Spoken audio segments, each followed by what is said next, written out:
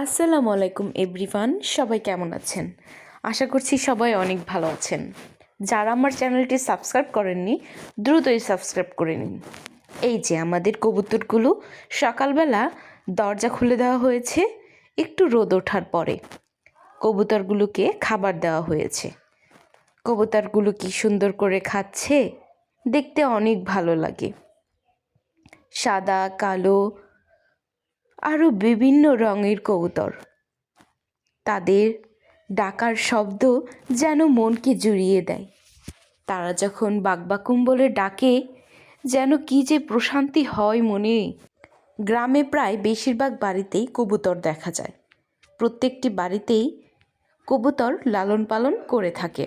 কবুতর সাধারণত ধান, গম ইত্যাদি খেয়ে থাকে। প্রতিটি কবুতর 2টি করে ডিম দেয়, আবার কোনো কোনো কবুতর বেশিও দিতে পারে। কবুতরের বাচ্চাগুলো 15 দিনের মধ্যেই প্রায় বড় হয়ে ওঠে। খুব যত্নে কবুতরগুলো আমাদের বাড়িতে আমার কাকি লালন পালন করে থাকে।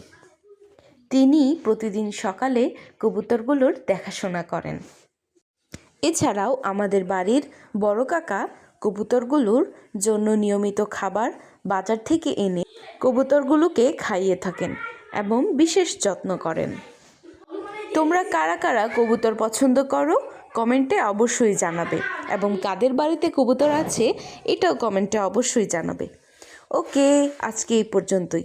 সবাই ভালো থাকো, সুস্থ থাকো এবং স্প্রিং গ্যালারি চ্যানেলটির সাথেই থাকো। টাটা।